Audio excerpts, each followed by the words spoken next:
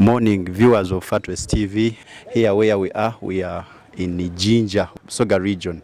We are trying to pick the private schools, and now we are at Jinja SS, of which you are seeing people in the background. You are seeing the bosses of the school, and today we are coming up with how this school has moved, how this school has helped people, how this school has scored. I think when you hear scoring, you know what we are saying. We mean performing. On performance, this school, basing on what we are told, this school has been good. I think from 80s there or 90s there. So lucky enough, we are with the bosses, and they are going to tell us more about the school. We are in Jinja Senior Secondary School, a school situated in Jinja City, and what we are witnessing is the front part of the school. It's a huge school.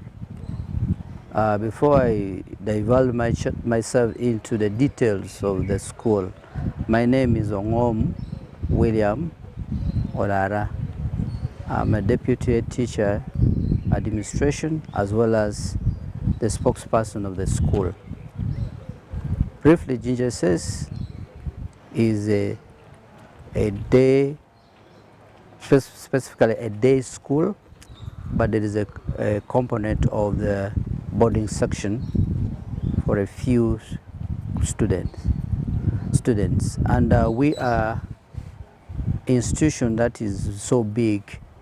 Physically, we sit on a 12.44 hectares. It's a huge space, and an enrollment of 4,424 students, with a teaching staff of 175 and non-teaching staff of 58 members.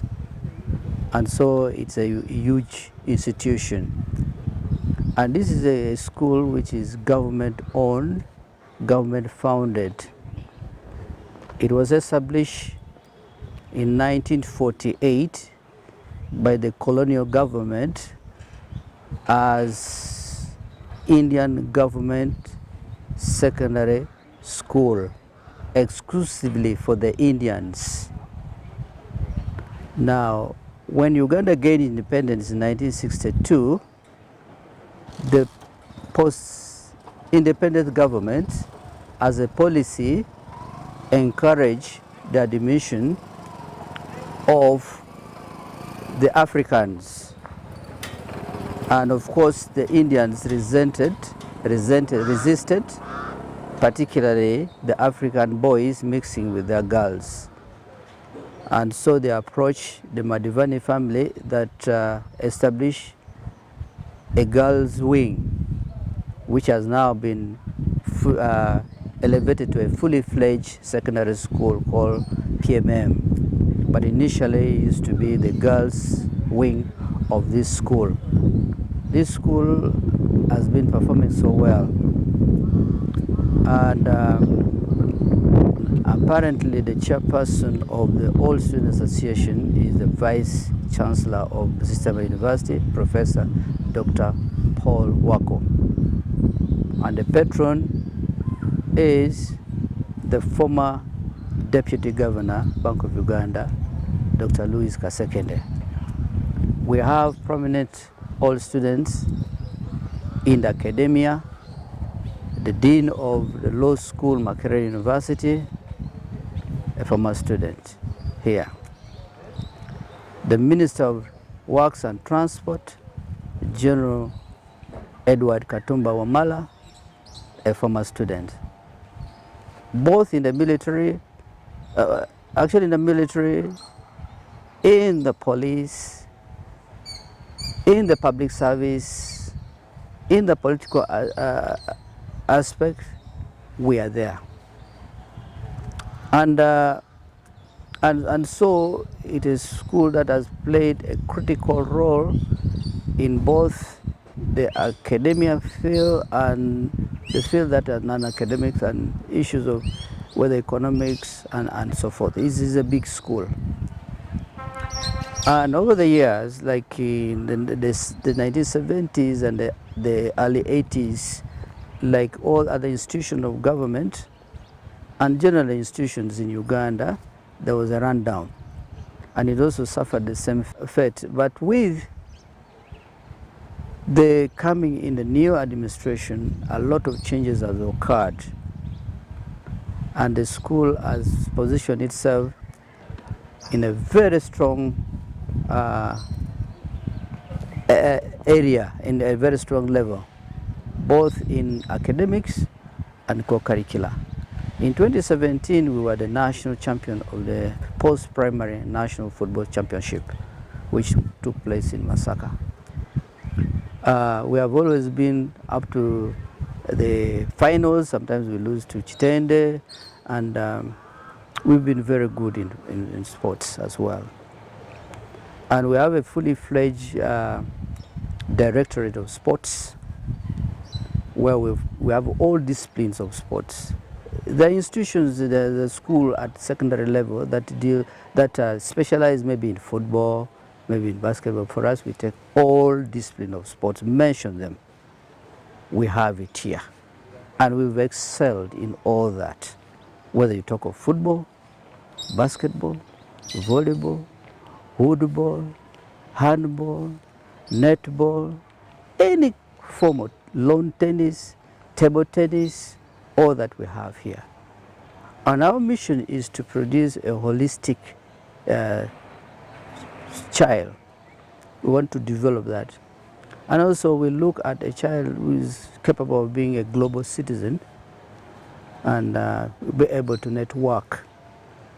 And we use the psychomotor as well, use the ability to use your hands and also the brain. And on academics, we have also progressed very well. The last UCE results, it has been very, very good. We had outstanding performance. Why do we have a large enrollment? Because we have got strong discipline. Our school is very attractive. We have got the enriched menu that we provide as a school to the students. I'm not talking of food, I'm talking about academic menu, whether it is the mainstay academics or the co-curricular part of the curricula. And we encourage people to come and visit us and see what we do. So I can assure and guarantee that your child, our children, are safe. That is a brief overview I can give about this institution. Thank you very much, sir. Okay, you're welcome. Okay, people who are viewing Fatwest TV, I think you've heard the way how he has articulated, he has explained the school, how it started, the OBs, the top management. I think you've heard how it is. And basing on what he said, if you have been following, you've heard that for sure this school is a school that started a long time ago, and it has been good from beginning. What could be the challenges you've been facing at this school since you started? Because it is like you know the history. Maybe before I answer that, sir, I would like also to add on to that we have a very strong board of governors. Okay. The chairperson of the board of governors is Dr. Joseph Muvawala, the national planner of this country, the ED National Planning Authority. And so our success is not just by the spur or by luck. It is consciously developed, designed very well by the national planner of this country as a policy guider in this school. And so that's a bit I want us also to know that we have a very able board of governors.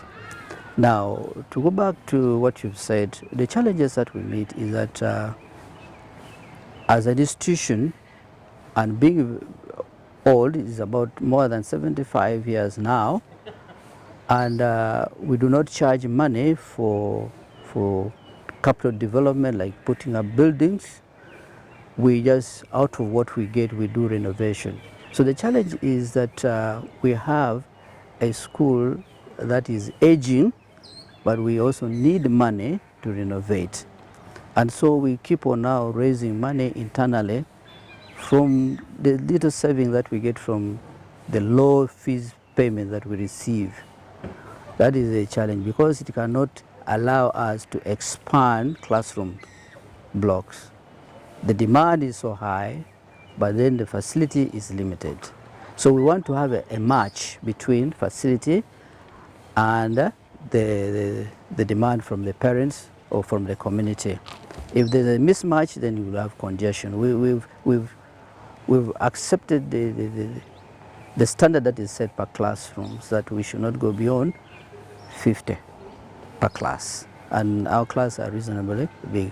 The second one is that being a day school, there's a problem that we cannot account for students who leave home but do not reach school, but they're in town. It's a big challenge. We have tried to talk to the community leaders, the local leaders, the authorities in the city. We have also engaged the police. Yesterday we had a divisional police commander coming to talk to students, counseling them that by them loitering around town, it's not good for them as individuals as well as families and the school. So that's a big challenge because the majority of our students are from the day scholars. Because if you look at our enrollment, that is more than 4,500 there, about, you will find that those who are in the boarding where we control the movement to class easily are about 1,800, leaving the bulk coming from their homes. So in such an environment is really difficult it's a challenge, but we try all our level best.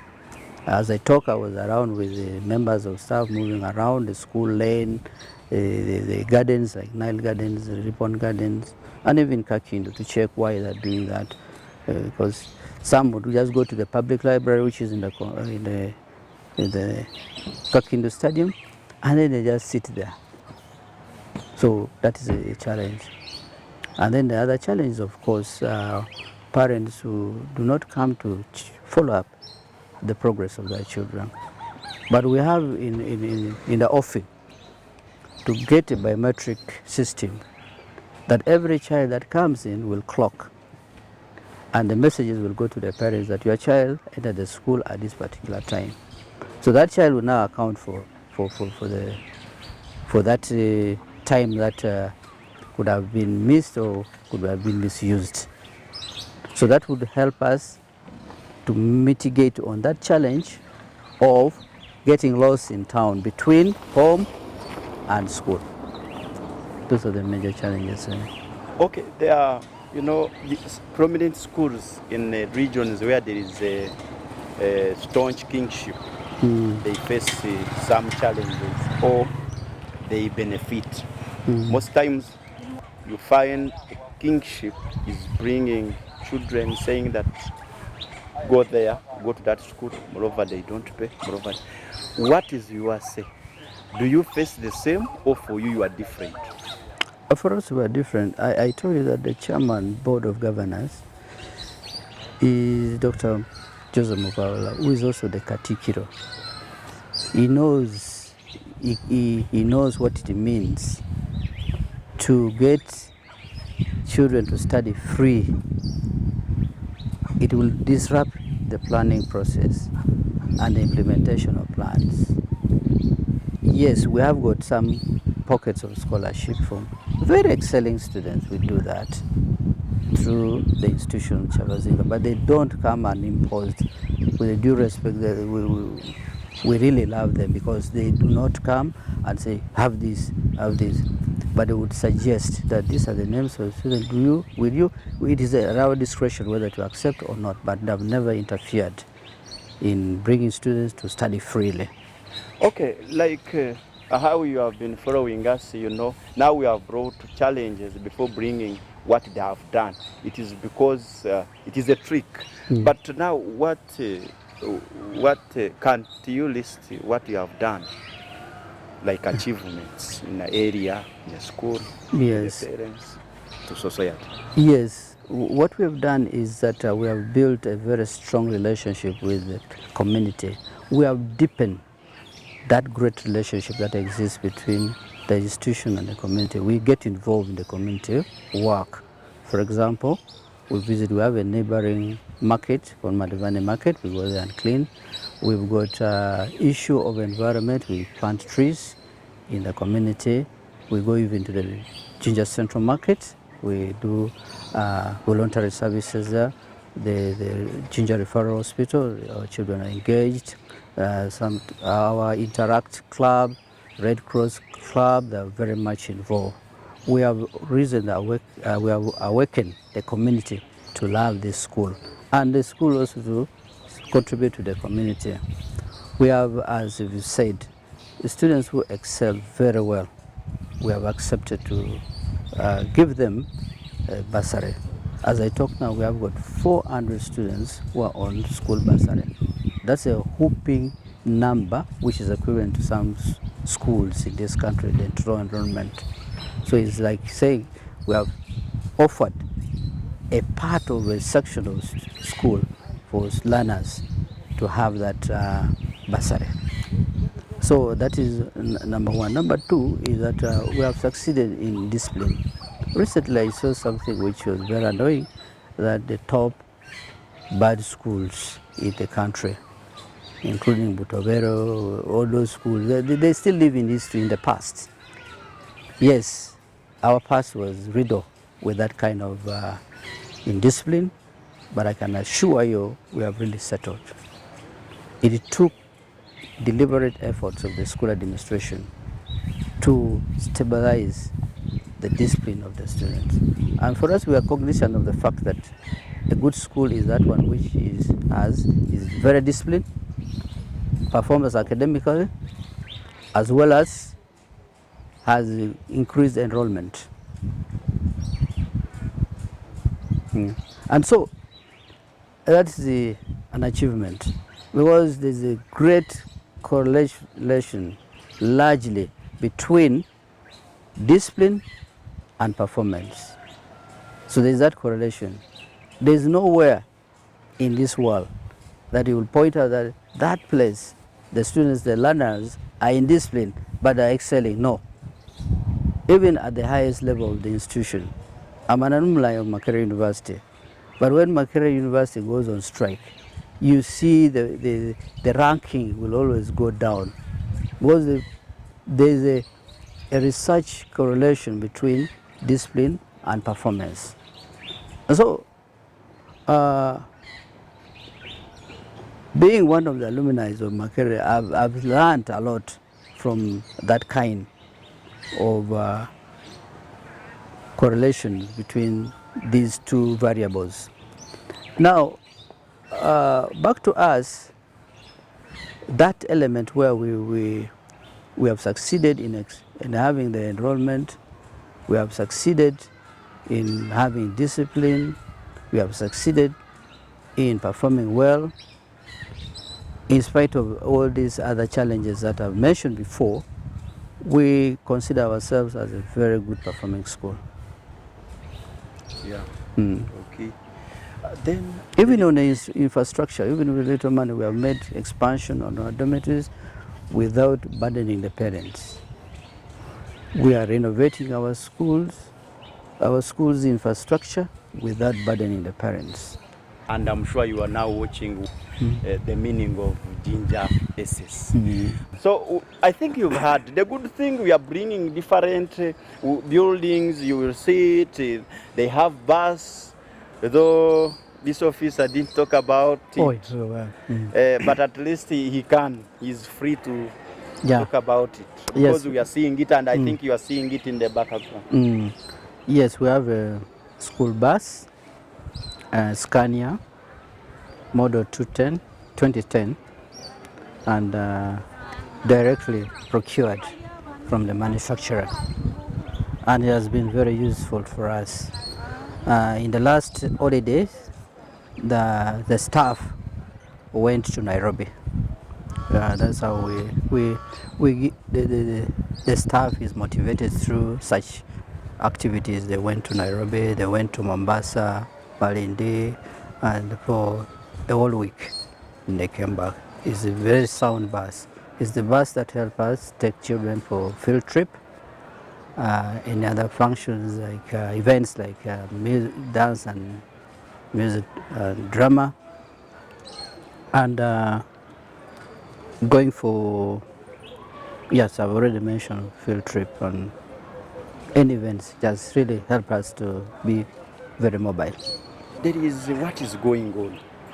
Scaling the youth, scaling students. Any comment about it, or this school don't offer skills too? We do okay. Very well, yes.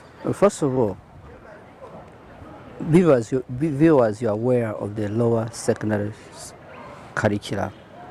It is competent based, is a shift away from cognitive gathering of knowledge, but being creative, having a child do projects, and that is skilling the people, the young generation.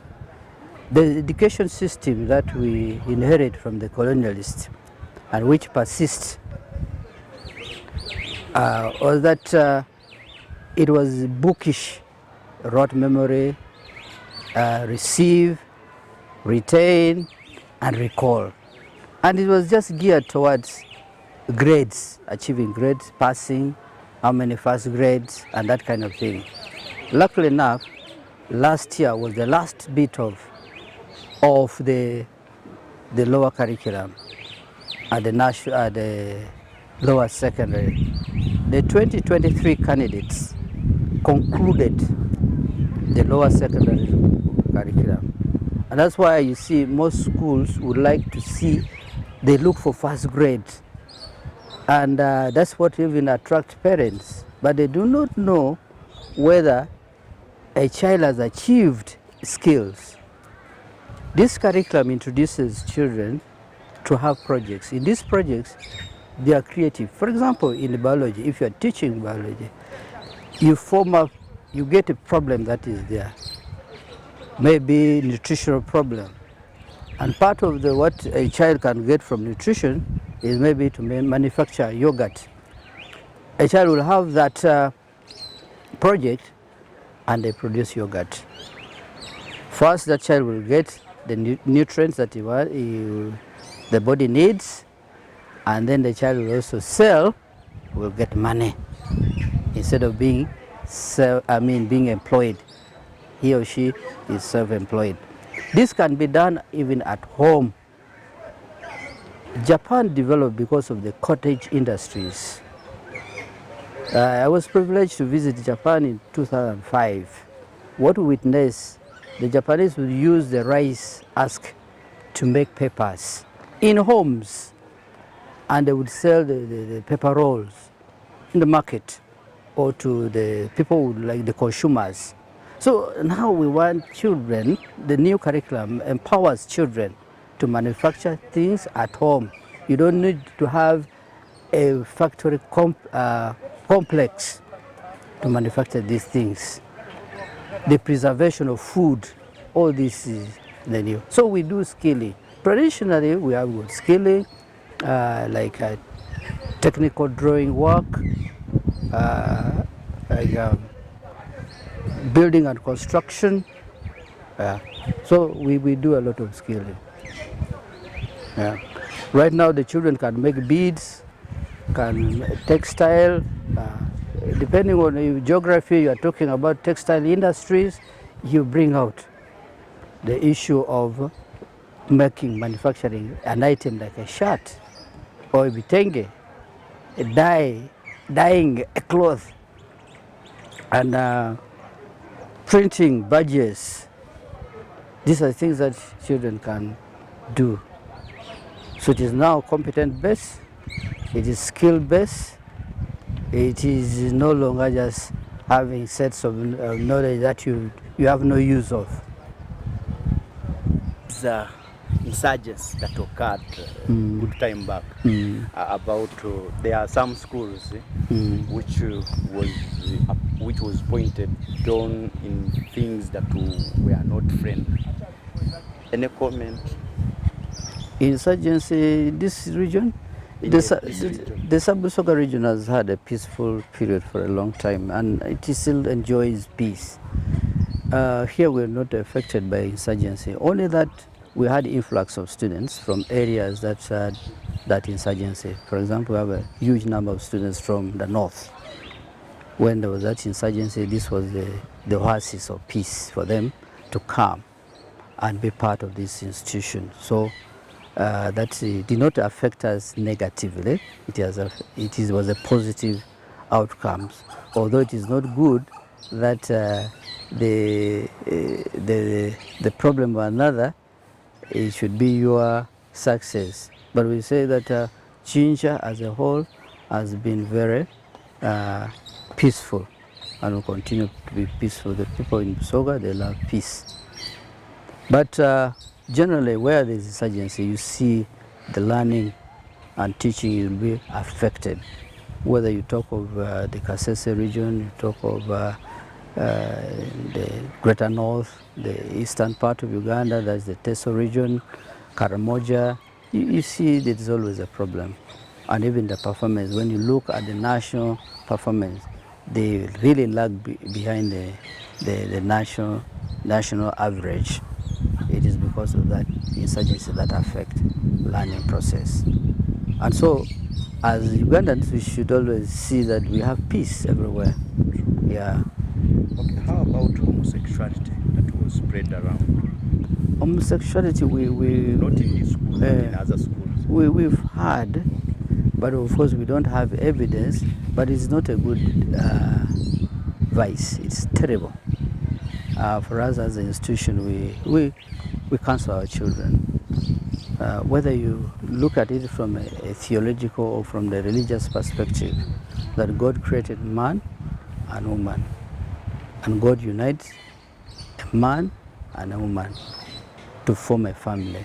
But never have we read anywhere that God has ordained the marriage of a man to a man or a woman to a woman. That is something which is very abominable in our culture, even in the sense of reasoning. Unless we are going to behave like what Aristotle said, that man is double-faced, human, and a beast. And if we take that component of a man being a beast, that's how we shall behave. Like even the beast do not even go for fellow of the same gender sex category. So we detest that. We talk to them. Yeah. We don't have it here, but we normally counsel them, because the 4-1 is for armed, so that we have equipped them. It is something that school administrators, local leaders, religious leaders, politicians should come out strongly against. We applaud the National Assembly, our parliament, the Parliament of the Republic of Uganda, for passing that law. It is a wonderful piece of legislation. It is a wonderful gift to this nation, particularly to the young generation. What is your say on fees increase in schools? And I think you heard the way how Parliament is reacting on this issue. Yes, the issue of fees, it's terrible. For even me, I'm a parent. I have my children. I feel the pinch. But the school must also run. I would look at the problem emanating from total liberalization of the education system. Our economy, what the policy makers or the think tanks of the economy called the neoliberal policies, the liberalization are rolling back the state on certain key issues like education, health, and you give it to the private sector and ascribe it to the market forces. Then the invisible hands will allocate resources as it is. The demand will now determine the price. And so the liberalization has brought Yes, we accept the private partnership, the PPP with the government is good. But there must be some way the regulatory authority should come in, because you can't imagine fees to be at 3.8 million per term.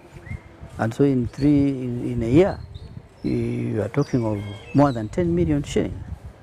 At the university, the cost of study is not that much. If you look at the master programs even at the university, a semester is about 2.4 million. And these are only 2 semesters for a year. And the person is paying about 4.8. But now a secondary school charges a child or a parent 3.8. We are not decampaigning anybody, but let's have logic to dictate these things. These same parents live in the same economy, but of course we know there are classes of those people who can afford, but there are those of the majority who cannot afford. So that is the scenario in which we look at this. You finish that one? As an institution, ours is very, very friendly, very affordable. How much do you pay a parent who is there who has no student here? For us, we pay 570,000 for a border. For the board, 570. You eat food, you eat everything. Yes. 570 Yeah. the border. Yeah, and it has even uniform component there. Everything is there. Yes. I think you've had people who are in Mbarara, people who are in Ntungamo, people who are in other regions like Arua, people who are in Bushenyi. Please, Kabare, bring your child here. Yes, and because if you've had the fees are so much friendly. And if you are already with us, we just request you're already with us, and the subsequent, if you've entered in the system, and then the subsequent term, you come, we just say, if you're a border, just start with 350,000. Child, then the other bit you'll pay later. If you're a day scholar, you say 250,000. You start and enjoy all the facilities that is available here. People who are watching, this is the best school in Jinja, in Busoga. So when you hear that such charges or those charges, I think you feel like you should do, instead of paying 2 million, 3 million, 4 million, please. They are doing well. Even the compound is so much friendly. So out there, please, as Fatwest TV, for sure, we say, bring your child here. Thank you. You're okay. Then now there is what is going on. How did you score? How did you perform? Yes, we register 620 students for UCE. Out of these, 96 got first grade and good grade. Okay, good first grade. Yes. Then 356 second grade, and about 100 something third grade.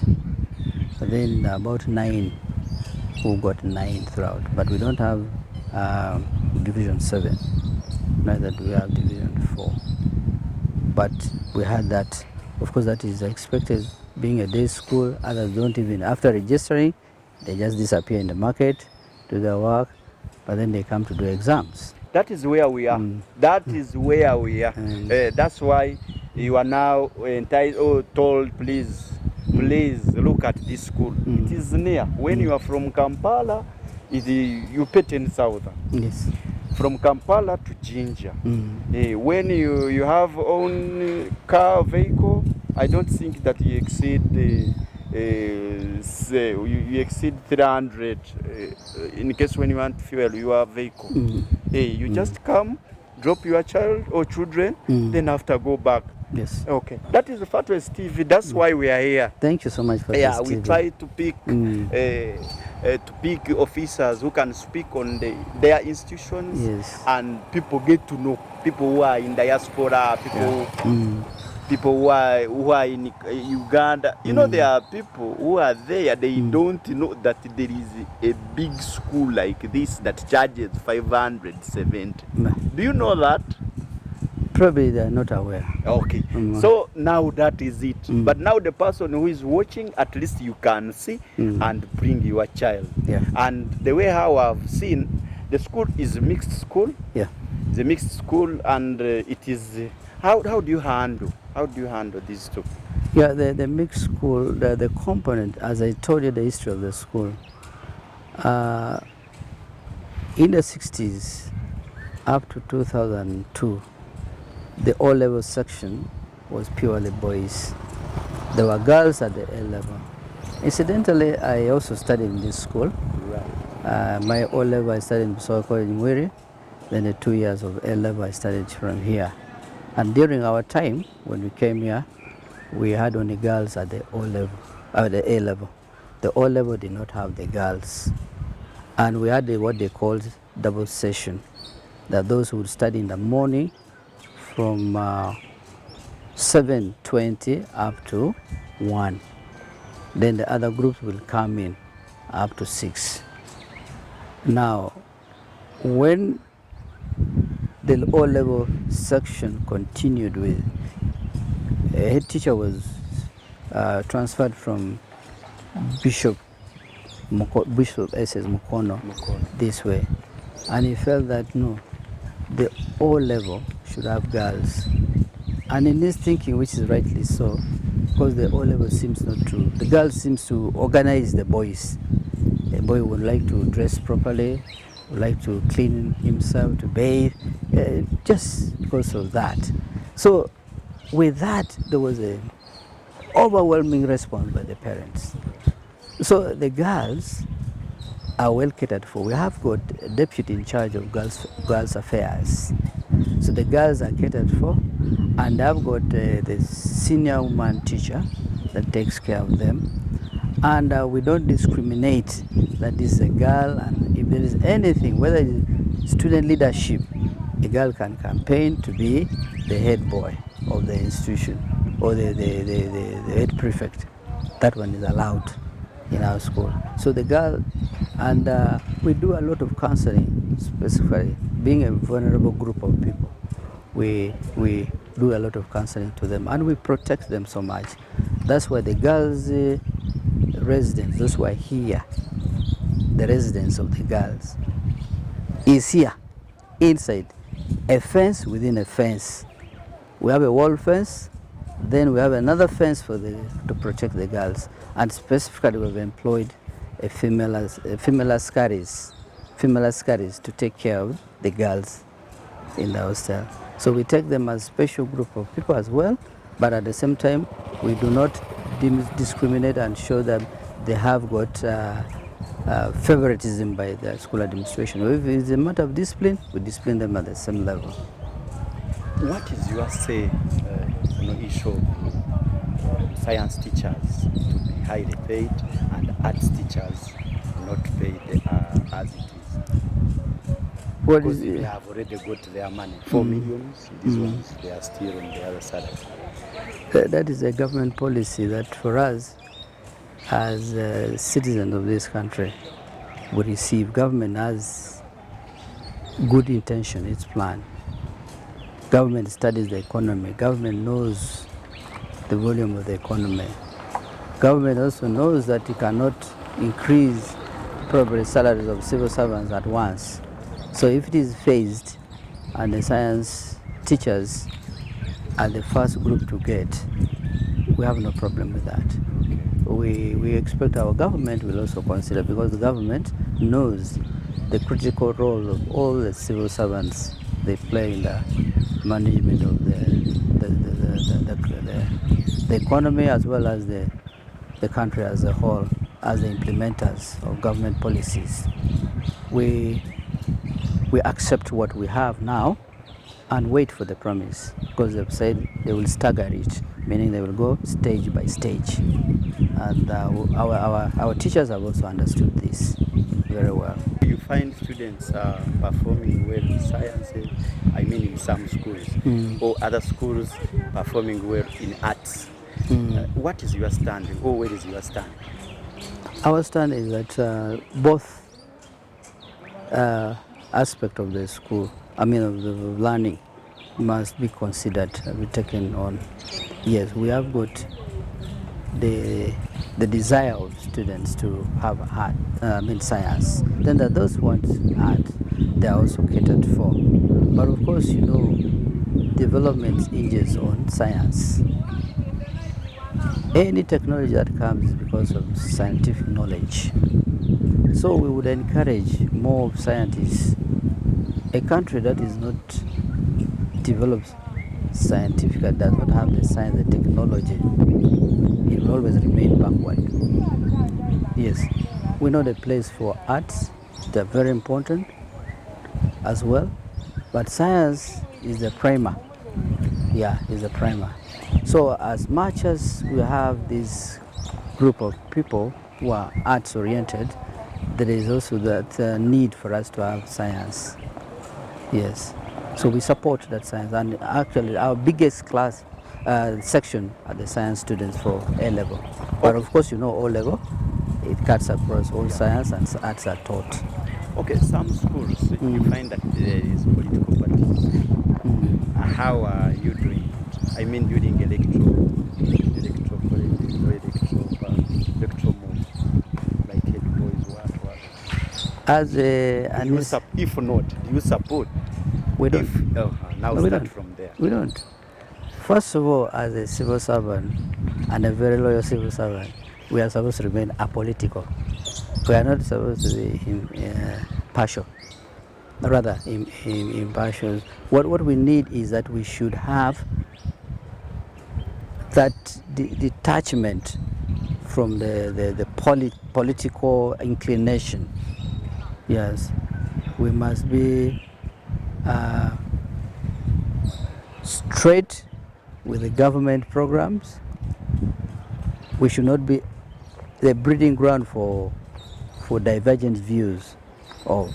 So the political leadership aside, outside the school gate, yes, a child can have their political inclination, but here, no student leader is allowed to go through a political party that you see I'm on this ticket. No, we don't accept that because of what they are.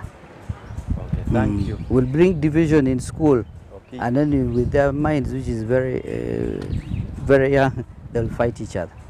I think you've heard. He has put some light on it, and he has blamed those who do. But what could be your last word to viewers of Fatwest TV?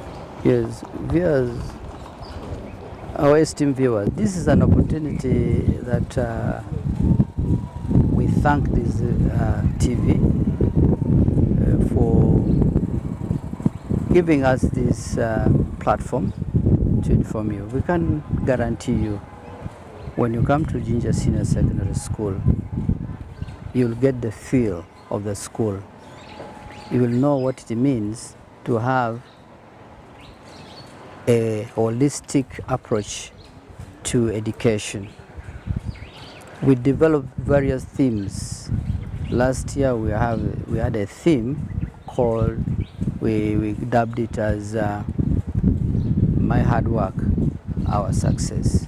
This year we have developed a theme dubbed as Positive Attitude and Hard Work. We bring children with a positive attitude. With positivity in life, a child will always succeed. So we encourage parents to develop positivity in the children in whatever they do. As a school, it is our mission to have a child with a positive mind so that he becomes a very responsible citizen, a citizen that will do work for himself and the community as well. A child that will raise a very responsible family. I thank you so much. I think you've had. Thank you for viewing Fatwest TV. When you're on YouTube, you can access us. When you are on Instagram, you can reach Fatwest. When you are on TikTok, you can check there, and like 1 hour, you will be live there. Okay, thank you. Yeah. Thank you.